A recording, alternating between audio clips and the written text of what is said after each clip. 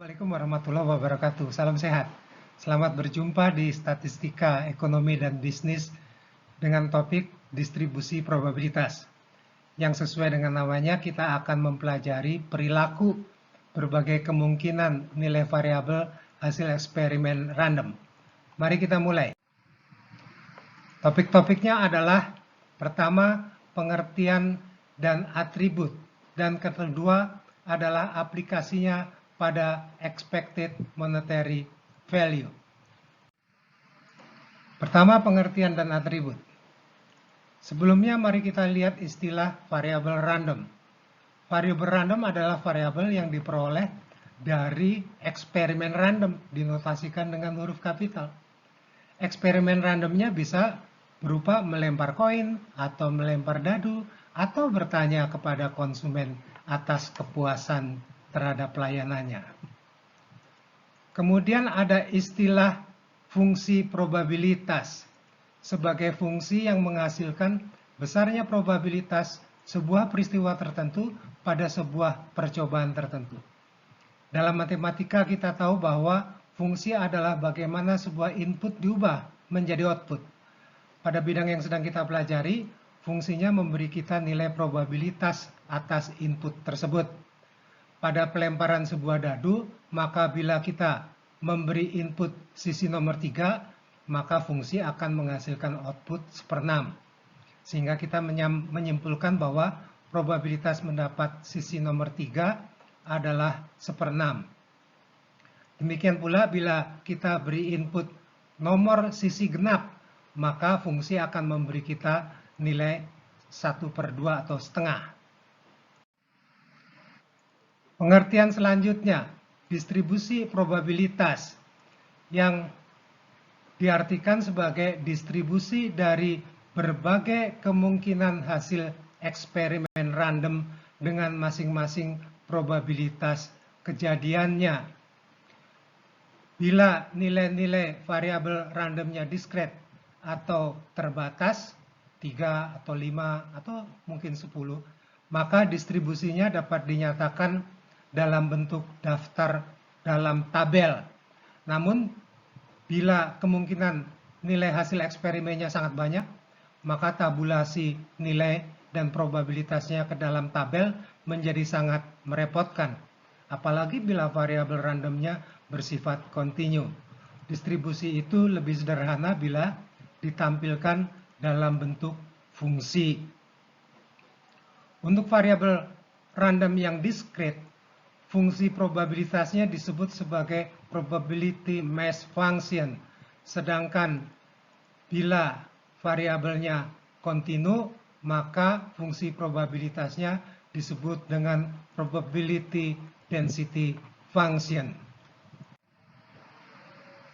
Sifat-sifat yang dimiliki distribusi probabilitas. Yang pertama, fungsi probabilitas atau probabilitas variabel X sebesar X tertentu dinyatakan dengan X kapital sama dengan X huruf kecil akan terletak antara 0 dan 1. Yang kedua, bahwa jumlah probabilitas setiap X adalah 1. Dan yang ketiga adalah bahwa probabilitas peristiwa A adalah jumlah probabilitas dari hasil dasar atau basic outcome yang membentuk peristiwa A. Mari kita lanjutkan. Ini adalah beberapa contoh sajian tabel distribusi probabilitas. Yang pertama, distribusi probabilitas dari eksperimen random melempar sebuah koin. Dan variabel yang ingin kita amati adalah jumlah sisi kepala. Maka kita akan mempunyai tabel yang seperti ini.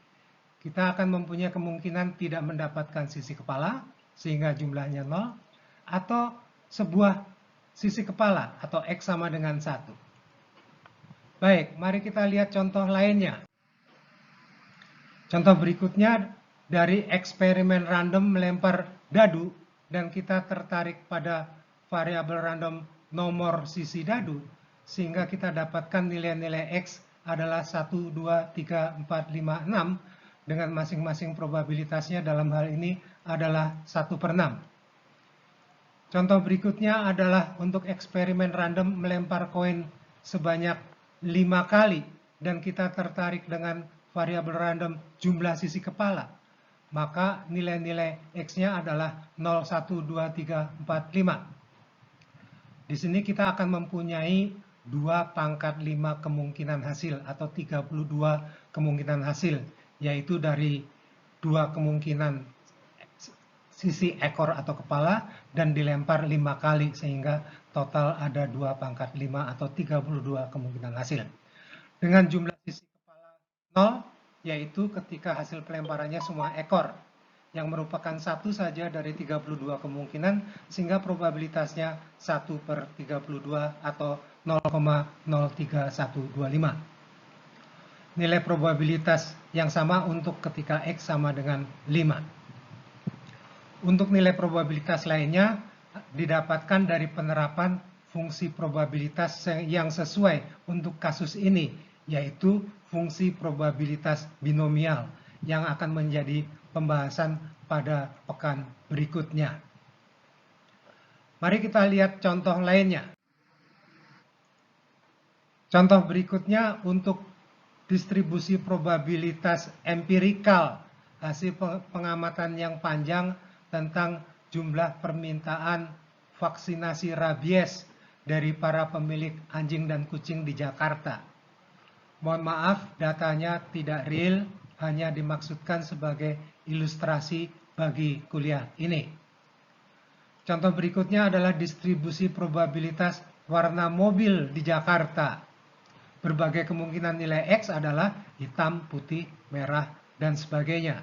Ini juga data yang tidak real, yang dimaksudnya kan hanya sebagai ilustrasi bagi persoalan ini. Baik, mari kita lanjutkan. Kita akan membahas atribut-atribut distribusi probabilitas. Yang pertama adalah atribut sentralnya, yang disebut sebagai expected value. Expected value dari X atau mu dari X merupakan penjumlahan dari perkalian setiap X dengan masing-masing probabilitasnya. Perhatikan bahwa ini tak lain dari rata-rata tertimbang, setiap X ditimbang oleh probabilitasnya. Untuk contoh, mari kita lihat expected value dari jumlah sisi kepala hasil pelemparan sebuah koin. Penerapan formula di atas dapat diikuti pada tabel ini.